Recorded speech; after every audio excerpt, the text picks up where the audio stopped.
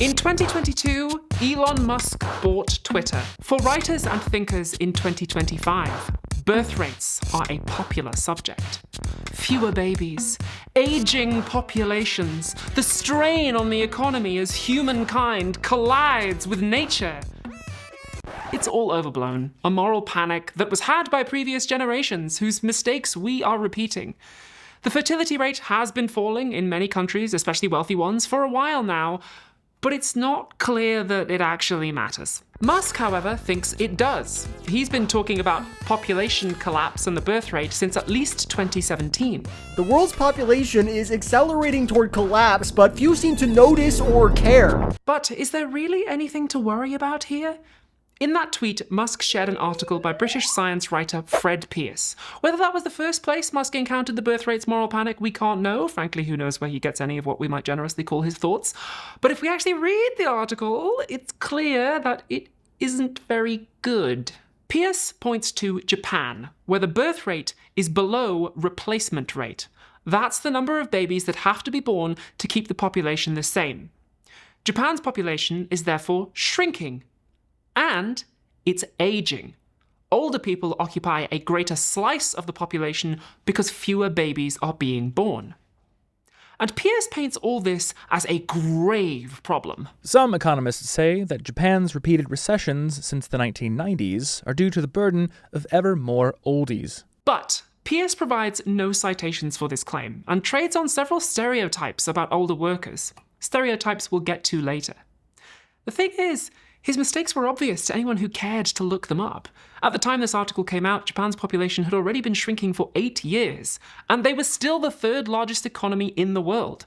Their GDP actually spiked after population decline began, hitting a historic high in 2012, before continuing the same gentle downward trend it's been on since the Japanese asset price bubble burst in 1991. The Japanese economy has faced some pretty serious challenges in the last few decades, but globally speaking, it's still doing really well. Pearce focuses only on demographics, and that is the key mistake we're going to see repeated many times today. And then he tops it off with some stuff that's, frankly, bizarre. By 2076, children will be rarities. For the first time in history, most of us will be old. The brash, hormone-driven cultures that shaped the 20th century seem doomed. Innovation could dry up. The cultures that shaped the 20th century were hormone-driven? Like, which cultures? Which hormones? Does he think old people don't have hormones? Does he think only young people are capable of innovation? Like, what does any of this even mean, dog? When a man who has an enormous platform to shape global discourse treats this Wattpad-level fanfic as serious economic forecast, we've got a problem. And unfortunately, that problem continued in 2021. Population collapse is potentially the greatest risk to the future of civilization. This time, Musk shared a link to an article in the Wall Street Journal, which is a fairly dry account of how America's existing fertility decline, plus the pandemic, might affect the economy. They quote a man named Richard Jackson, president of the Global Aging Institute, who says, "The economy of the developed world for the last 2 centuries now has been built on demographic expansion.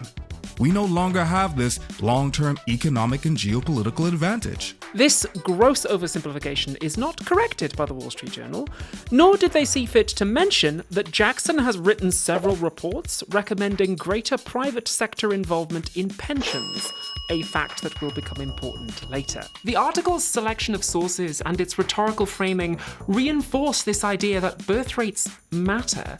And sure enough, shortly after it came out, Elon Musk went to an event hosted by the Wall Street Journal, and he hit the birth rates button again. The fundamental constraint is labor. There are not enough people. I can't emphasize this enough. There are not enough people. And I think one of the biggest risks to civilization is the low birth rate and the rapidly declining birth rate. If people don't have more children, civilization is going to crumble. Musk made those remarks in response to a question about how the Tesla bot would impact the labor market, a product that does not exist, will not exist, and whose impact is and always will be zero. He got written up in the New York Post, USA Today, and Fortune, none of whom really fact-checked what he said. Shortly thereafter, he bought Twitter, and now we all have to hear about birth rates from The Atlantic, The New York Times, The Economist, RFK Jr., and the Vice President of the United States. I want more babies in the United States of America. But But the blame for this moral panic can't all be laid at his feet. What this timeline also shows us is that ignorance flows from elite business circles to elite media circles to politicians and back round again, a busted flush of bad ideas that it falls to the humble YouTuber, the Ronin of content, to finally clear out. So, let's actually learn about birth rates. Just for fun, I got a pregnancy test as a prop for this video. I'll give you 2 guesses how it's going to turn out. Let's get the obvious stuff out of the way. If the birth rate went to 0, humanity would go extinct. In that sense, it matters a little. But the birth rate is not going to go to 0. Sex is a popular hobby. Writers who invoke the spectre of human extinction when writing about birth rates just aren't being realistic. Elizabeth Bruenig in The Atlantic and Amanda Taub in The New York Times both wrote articles this year outlining the so-called progressive case for boosting the birth rate. Generously setting aside the fact those outlets have slid significantly to the right in recent years and are therefore a strange place to make the progressive case for anything, both authors mention human extinction. Whatever the source of liberal inattention, yielding to the far right the notion that humanity ought to persist on this earth strikes me as absurd. Should humankind continue? If the answer is yes, then we're already dealing in the realm of pronatalism, where the good of childbearing is taken for granted and differences in approaches would likely come down to policy particulars. But if the answer is no, then all of politics is moot anyhow. By 2050, more than 3/4 of countries will be below replacement level fertility. If birth rates do not change, the eventual result would be human extinction. In reality, we have never been further from extinction. Earth's population is currently about 8 billion, the highest it's ever been, and we're increasing by about 200,000 per day. To put that number in perspective, geographer Samuel MacDonald points out that there are about that many chimpanzees like in total. We're adding that number every day, a whole chimp's worth. Humans are the most popular mammal on Earth by a long way. We should probably retire the phrase breed like rabbits, because honestly rabbits could only dream of breeding like us. Not only is extinction a long way off numerically, in practical terms, it's pretty far-fetched. Imagine a truly gnarly apocalypse that wiped out 99.99% of humanity. That would still leave over 800,000 people, which is more than enough to bounce back. In order to truly wipe us out, take the population to 0, the Earth itself would have to be seriously compromised. We will go extinct eventually, but it's not an immediate concern, and I feel confident predicting that because if it comes to pass, there's not going to be anyone around to yell at me. So why do these articles mention it at all? Well, it raises the stakes and grabs the reader's attention. Hashtag content. And one other reason, which we will get to. Now let's tackle the more complex material, aging populations. When birth rates decline, the proportion of older people in society goes up. A society with a high birth rate and few older people will produce a population graph like the one on the left. A society with a lower birth rate will produce a graph like the one in the middle. Many wealthy societies, like the US and UK, have aging populations, and we can use that fact to tell a ghost story. As birth rates shrink, more people are old. Old people aren't economically productive, so that leads to an increase in the old age dependency ratio, the ratio of people over 65 who are a burden to people under 65 who will rock. Pretty soon, the old age dependency ratio will get so high that pensions and healthcare systems will collapse. Young people will be working harder and harder and paying higher and higher taxes just to fund all the oldies who are also living longer than ever. We can stave off the collapse with mass immigration, but in most English-speaking societies that's politically unpopular, so unless we invent a magic technology like AI care workers or drastically increase the birth rate, society will soon be swamped by a grey wave of diaper-wearing incontinent wrinklies. As we'll see shortly, this ghost story has been told several times before, at least as far back as the 1930s, and every time it's been told, it's been wrong. You can hear that apocalyptic narrative in a lot of places. including this report by the McKinsey Global Institute. McKinsey are allegedly a serious consultancy firm for politicians and business types, but they describe aging populations like a horror movie. They compare it to the bubonic plague and the fall of Rome. They say, oh, waves of old people will soon engulf entire regions. Happily, there are several things about it that don't quite line up. Many of them come down to the same mistake we identified earlier, focusing only on demographics. In no particular order, here's a few things to consider that I learned about when I read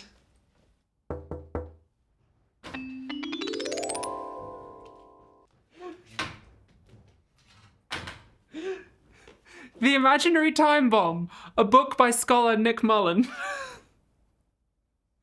The set came with this window and we wanted to find an excuse to use it. Since the internet loves a numbered list, here's 7 reasons why aging populations might not be as bad as you've been told.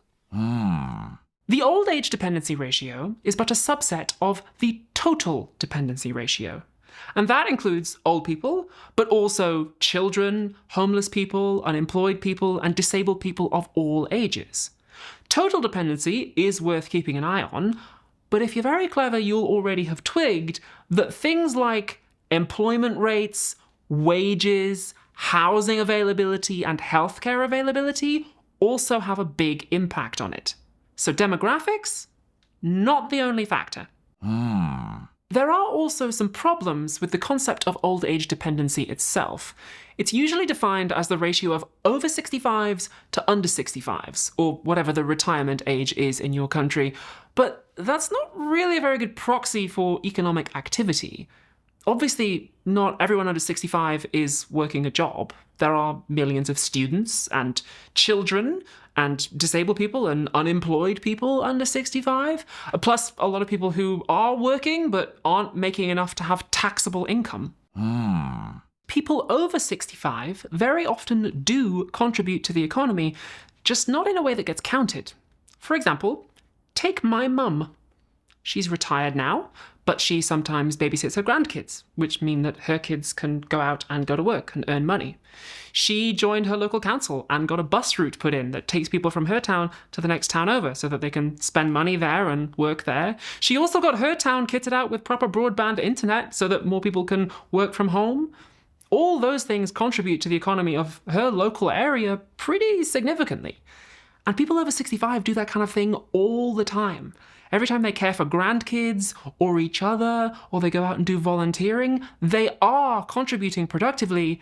It's just that none of it gets counted. Often when we think about aging populations, people imagine the economy we have now with a few million extra pensioners suddenly appearing, and they think, oh my gosh, how could we ever afford it? But that's not what's going to happen. Remember, the tendency of economies is to grow over time.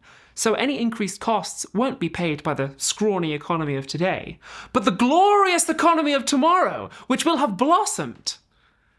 We hope. Exceptions happen. Sometimes you get a big recession or an asset price bubble bursts, like it did in Japan. But if things do go south, it won't just be demographics that's to blame. When it comes to pensions, there's a similar story. It is a mistake to think, as I used to, that when you pay into a pension, it all goes into a big vault underground, and then when I'm old, I'll take that same money out again, unless there's loads of other old people who take it from me first. In reality, pensions are a legal claim to a share of the future economy. There's broadly 2 kinds: public pensions, which are paid out from general taxation, and private pensions, which are paid out from for-profit investments, like the stock market.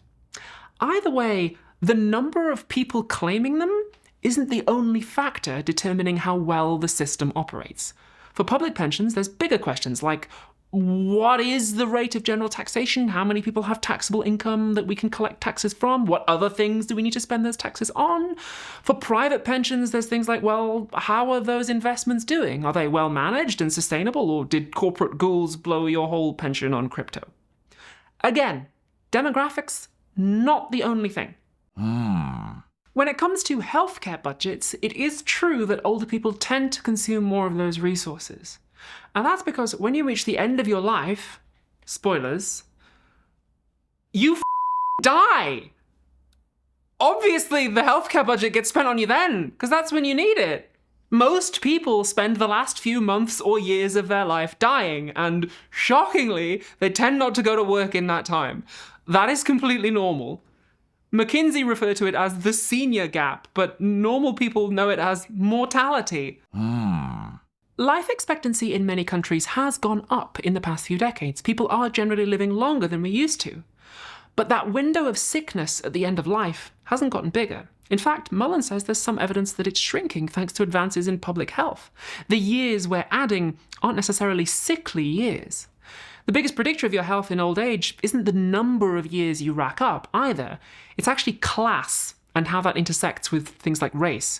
If you've worked a very demanding, disabling job for 40 years, then by the time you retire, your body might have more miles on the clock, as it were, than somebody who is the same chronological age but had a more privileged life.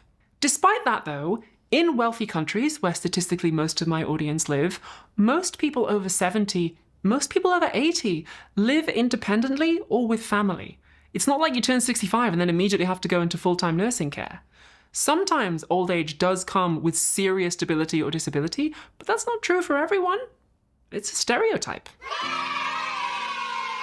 As writer Ashton Applewhite points out in her book This Chair Rocks, a lot of the concerns over aging populations are based in some pretty ugly stereotypes.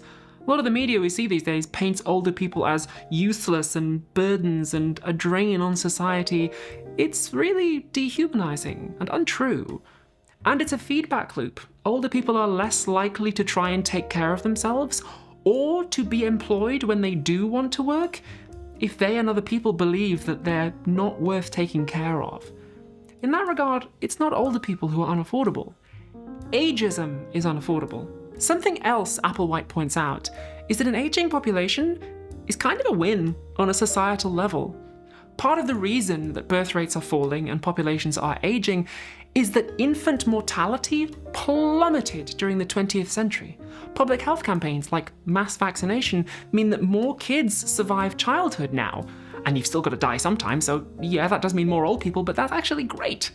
Some of the other reasons birth rates are falling: improved access to contraception, which means more people can exercise reproductive choices, a big fall in teen pregnancy, and more women entering education and the workforce. Those are all good things too. We've known that boomers were going to have this impact on the economy for a long time.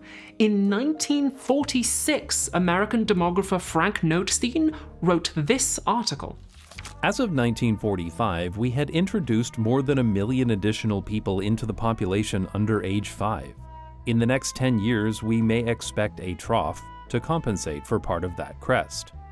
But the crest and trough will be with us for a century, moving steadily through the lifespan. There is no reason to bemoan either the slowing growth or the gradual aging of the population in areas of incipient decline. After all, modern Western civilization has overcome its chief demographic problems. It has, for the first time in mankind's history, shown the way by which life can be maintained without the vast human suffering and waste implicit in high birth and death rates. Even a gradual aging of the population is not an unmitigated hardship. To a considerable extent, it bears testimony to our growing ability to stay alive, a fact that most of us view with pleasant anticipation, even in a less than perfect world. Nowhere has the transition from high to low fertility been made in a welter of deepening misery. On the contrary, the transition has come in the context of improving health, rising levels of material well-being, growing literacy, and new freedom from old taboos. Speaking of the 20th century, though, I said earlier that this isn't the first time we've had this moral panic, and now I'll prove it. British Parliament keeps exact records of everything said in the House of Commons going way back, so as research for this episode, I combed their archives. I bet you didn't know that British MPs were worried about the birth rate as far back as 1926. In that year, a Conservative MP, Sir Nicholas Grattan Doyle, asked a question about it on the floor of Parliament. And he asked another question in 1935 when he saw the birth rate was still going down. He said this: "Can the honourable gentleman say whether the government have any proper appreciation of how serious this drop in the birth rate is?" He wasn't the only one who was concerned. Neville Chamberlain, Chancellor of the Exchequer and future Prime Minister, said this. I must say that I look upon the continued diminution of the birth rate in this country with considerable apprehension. By 1939, MPs were taking a more urgent tone with the birth rates issue, and not just the Conservative ones. Ian Hanna, MP for the Liberal Party, asked the Minister of Health whether he is aware of the inevitable eventual results of a continuance of our existing birth rate, and whether, in the light of the experiences of other countries, he will consider taking effective measures to deal with this problem. Is not a royal commission of this extremely important subject very necessary? In fact, a royal commission on population was established in 1944, a pretty clear sign that the government were worried about the birth rate. They predicted grave economic consequences from Britain's declining fertility and aging population, and they were completely wrong. The economy actually grew over the following decades, thanks in part to things like post-war investment, which laid the ground for the baby boom to happen. Journalists and writers and people who work for think tanks funded by Elon Musk, who talk about this stuff without mentioning that history, may think they are educating the public, but actually, they are manufacturing ignorance. Why should we take these apocalyptic claims about the birth rate seriously now, when we know they were incorrect last time? Why don't the allegedly bright minds at McKinsey know this? Where do the Atlantic and New York Times get off asking you to pay a subscription to read their content when you could give that money to the Patreon of a random YouTuber dressed like a plant who could apparently do better research on her own than the American paper of record and the most famous consultancy company in the world? And yet, we are falling for this moral panic again. Why?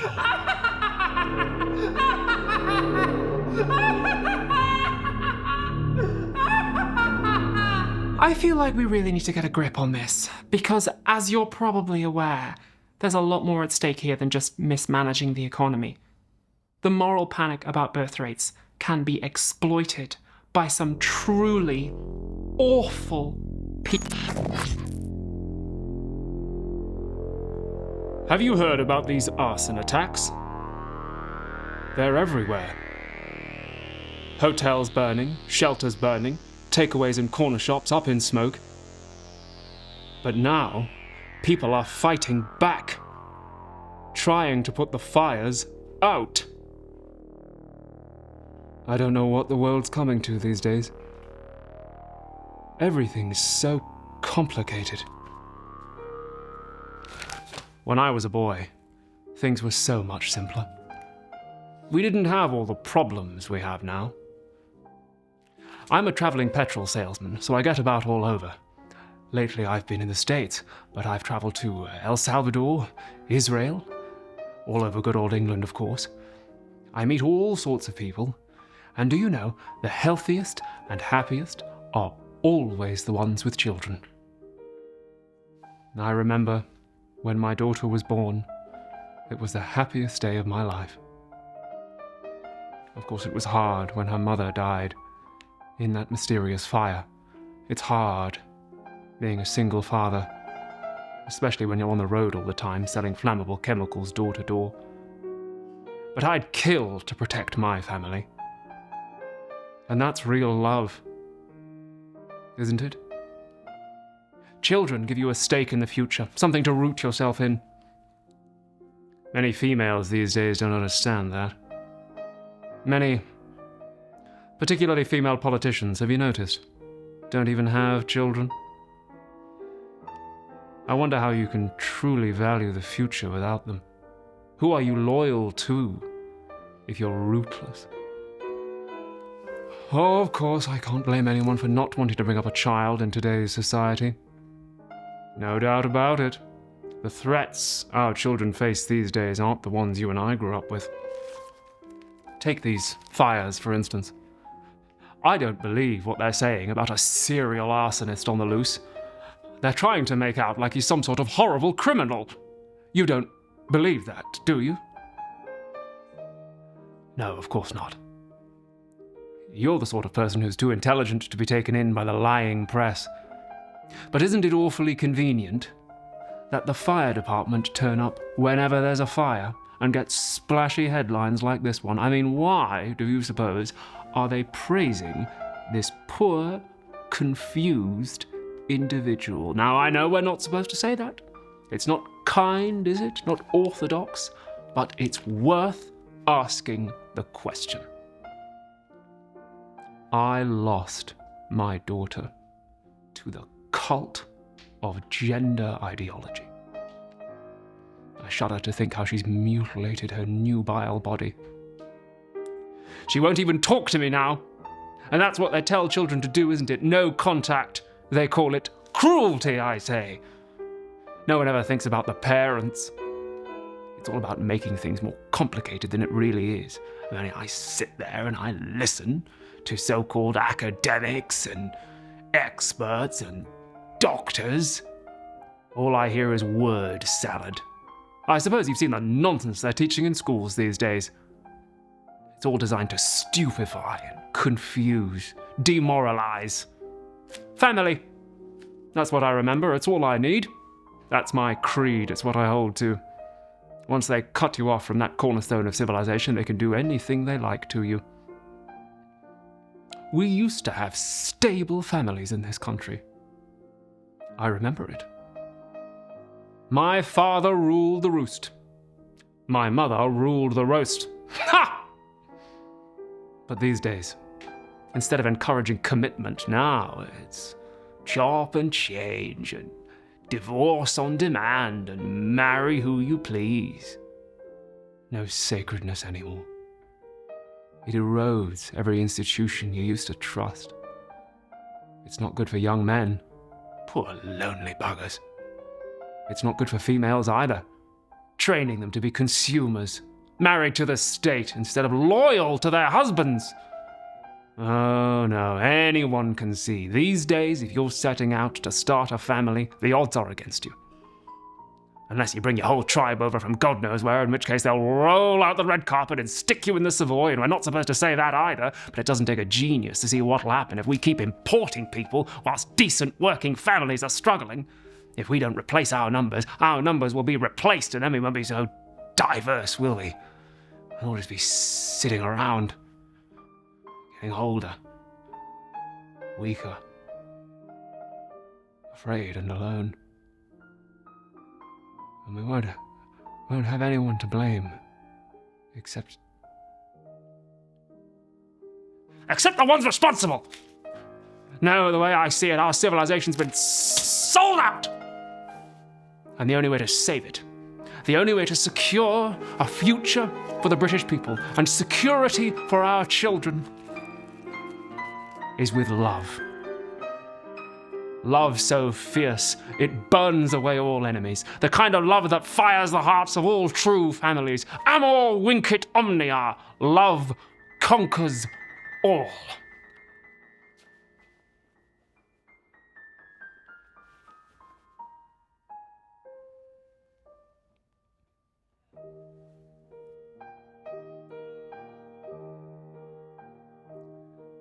Could I borrow a match?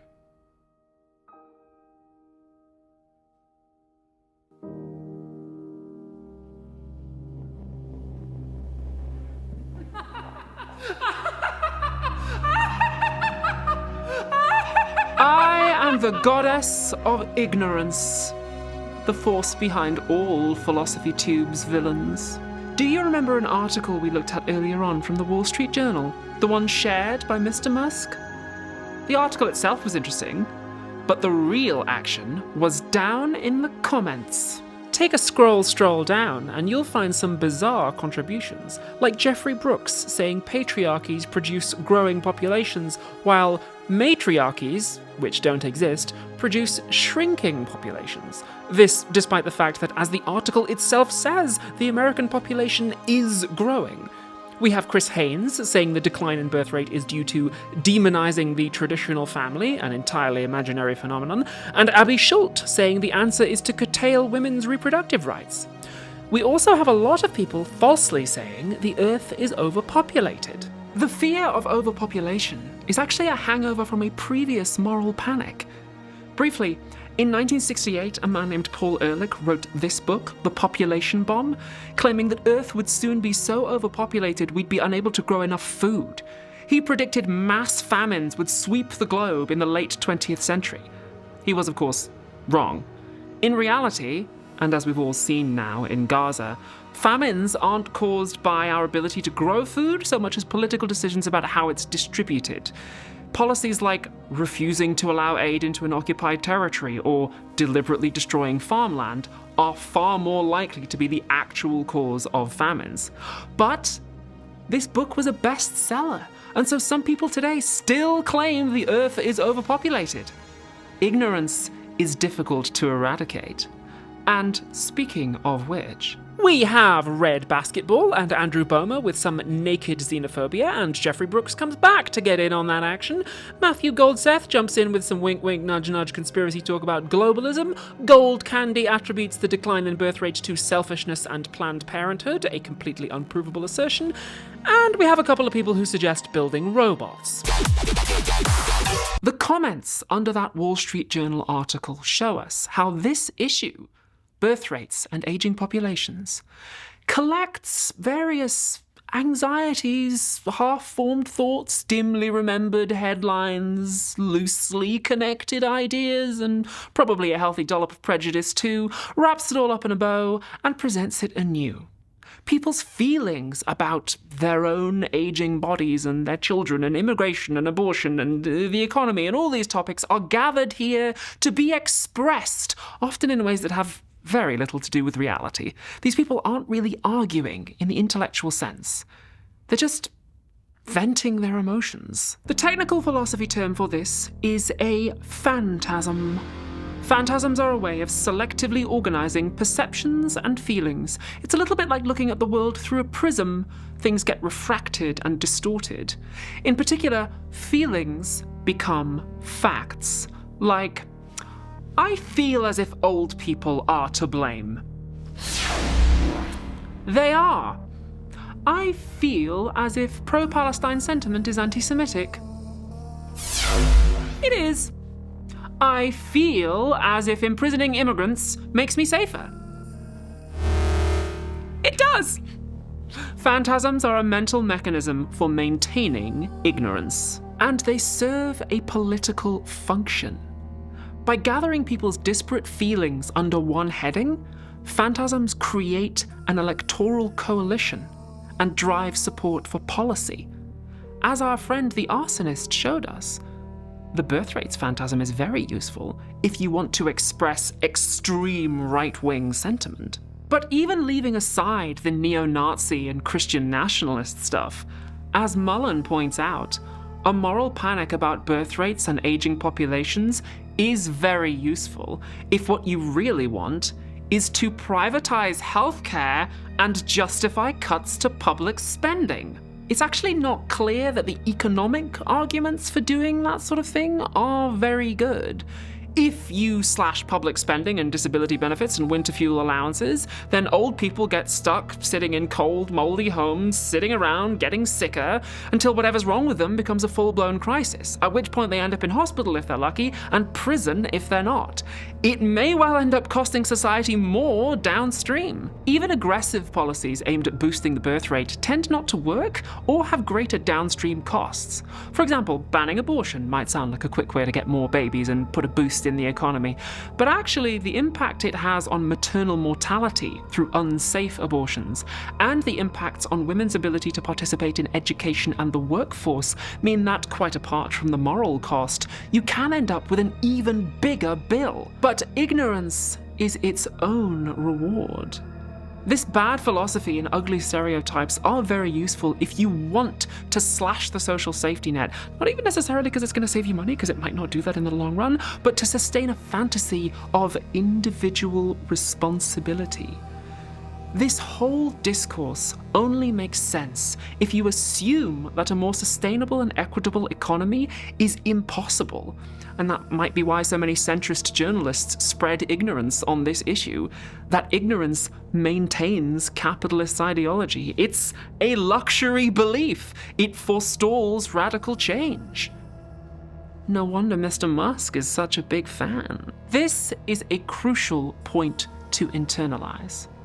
Whilst demographic changes can result in changes to the pressures on the economy, steps like raising the retirement age or privatising healthcare and pensions are not the only way to respond. There are other choices on the table, like taxing wealth. But by pointing to the natural fact that human beings are born and age, politicians grant their preferred policies the appearance of inevitability, and so they justify maintaining the status quo. Aging is being used to legitimise measures to cut back on government health spending. As with the pension issue, the shift in policy is away from collective provision towards personal responsibility. And again, it is the supposed impact of the ageing population that is used to justify these changes as politically neutral and unavoidable. The implications of population ageing for health service costs are grossly distorted and inflated in most discussion about the future of public healthcare. As with the pensions issue, it appears that in the health discussion, demography is being made to play patsy as the ideologically and politically neutral pretext for containing state expenditure on health. Through the prism of demographic shifts, society's problems are interpreted in a fatalistic manner. Broadening our focus slightly, the birth rates phantasm is just one example of a phenomenon we're seeing more and more. The right wing of politics expresses their feelings about a topic that by and large isn't real, like late-term abortions or migrant crime, dangerous trans people in bathrooms, dangerous vaccines, painkillers causing autism.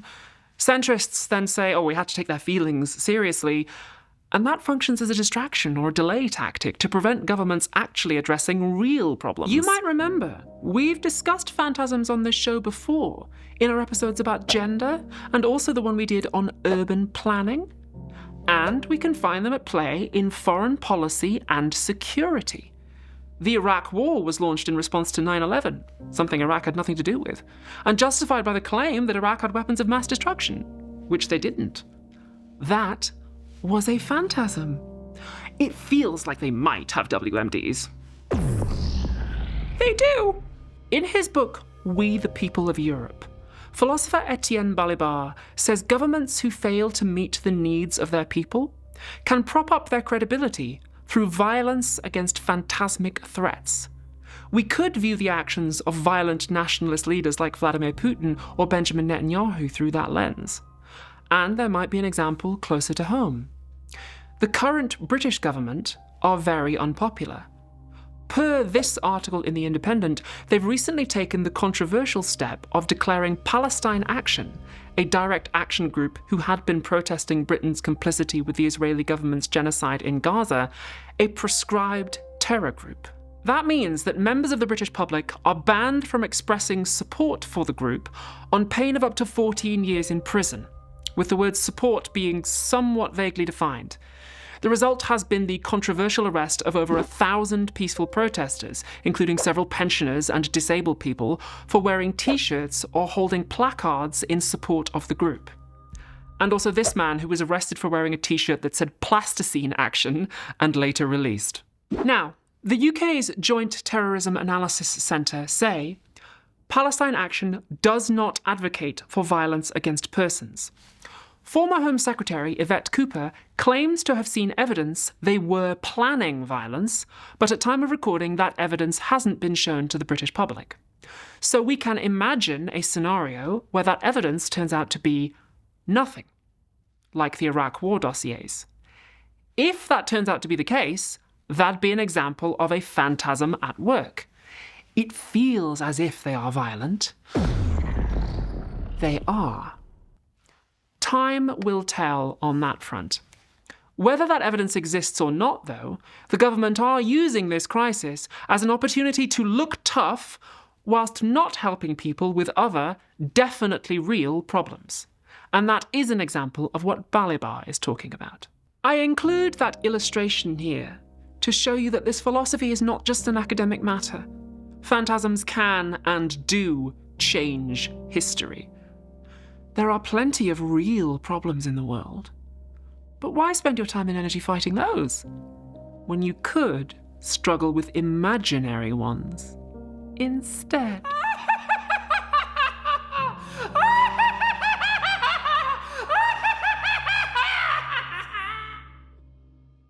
This This is a report from the United Nations Population Fund, a body of the UN that aims to promote reproductive rights and health worldwide. They interviewed people in 14 countries to put together a snapshot of what they call the real fertility crisis. And their findings may surprise you. In many countries around the world, people can't have the number of kids they want. Either they have too few or they have too many. We in wealthy countries are used to thinking of children as a choice, but actually many of the women the authors interviewed said they didn't feel safe refusing sex with their partners.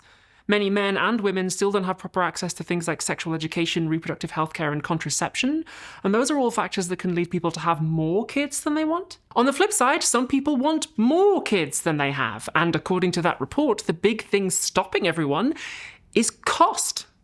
The authors say too many politicians view tinkering with the birth rate as a way to optimize the economy, rather than realizing that a good, sustainable economy is necessary for people to make reproductive choices. Out of 10,000 people who reported having or wanting to have children, 39% reported that financial limitations were a factor that had affected or would affect their ability to realize their desired family size. The second most commonly reported factor, at 21%, was unemployment or job insecurity. The third, at 19%, was housing concerns, such as lack of space or high cost. About 1 in 8 women, 13%, say that they will have fewer children than they want because their male partner is not sufficiently contributing to the added domestic labor children bring to a household. The research conducted for this report finds that barriers to avoiding an unintended pregnancy and barriers to starting a family are often ultimately the same. Economic precarity, gender discrimination, lack of support from partners and communities, low-quality sexual and reproductive health care, lack of access to services like affordable childcare or education, and pessimism about the future. In other words, there are problems associated with the birth rate, but not the problems the phantasm would have us believe in. And the solutions are ordinary things like strong wages, good jobs, proper healthcare, proper social care, proper sexual education, public housing, wealth redistribution, scrapping the 2-child benefit cap in Britain, that would be a really good one, and also paternity leave. That's actually a big one that the authors of the report identify. Finally, a political cause for men to get together and rally around as men that would genuinely do a lot of good. The solutions are not misogyny, xenophobia, making old people live in shitty accommodation until they die, or making Zoomers and millennials work until we're 90. So I'm going to take a leaf from my colleague FD Signifier's book and ask you, where are you organising on this? Tell me in the comments who you're going to be donating to, how you're going to be engaging with the issues we talked about today off YouTube, because that's how we put education into action. The philosophy of reproduction and birth rates is a fascinating subject, and whether you are having kids or, like me, you're not having kids, there are a million ways to get involved. Sorry, I'll tell you the bit again. I got this as a prop and it's broken. What was I saying? Yeah. The philosophy of education is The philosophy of reproduction is a fascinating field, and whether you are having kids or, like me, you're not having kids, there are...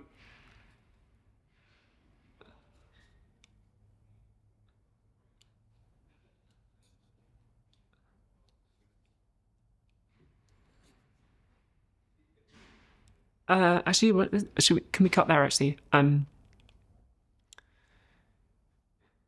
Yeah, let's cut there, and we'll take a 15-minute break, and yeah, let's have a tea break, and we'll come back and we'll shoot the... Yeah, sorry.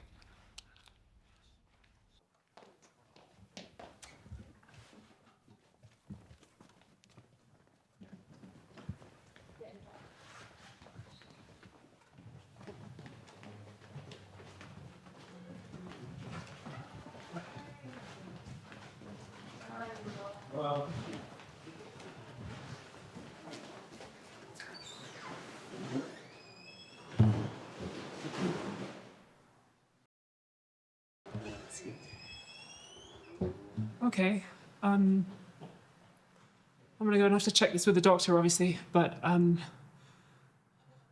apparently I'm pregnant. So we are going to need a part 2.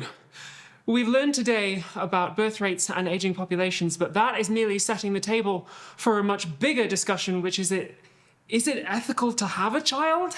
Especially right now, with the world being what it is? Join me next time when we find out.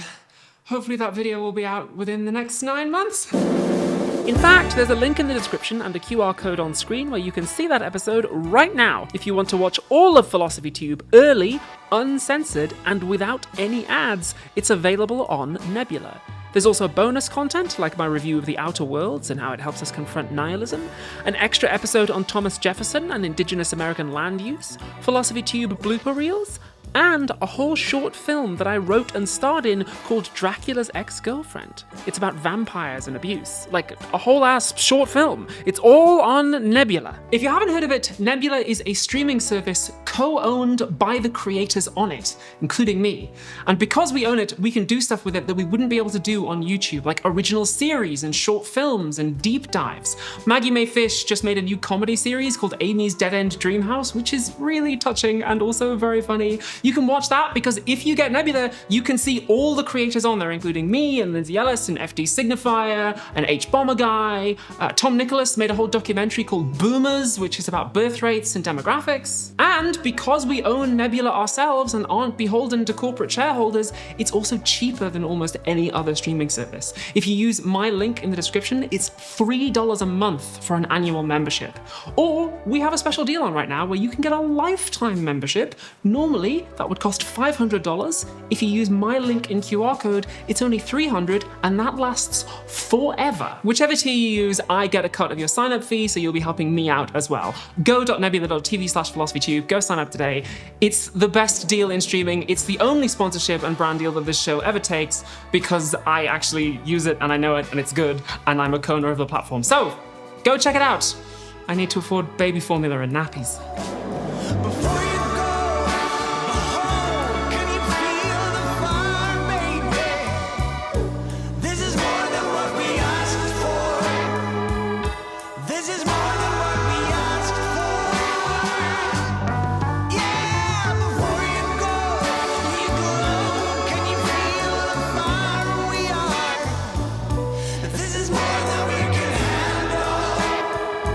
We are more than we can handle.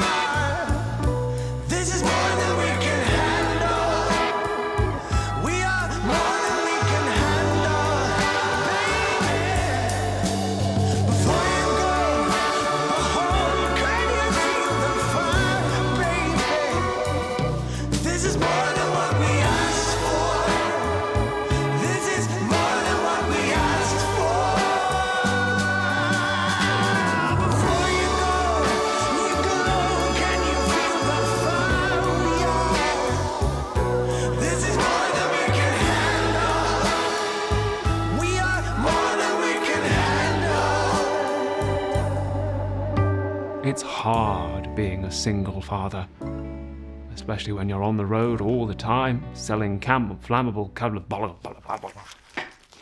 flammable flammicals. The bloody hell is the chemical flamicle? No idea.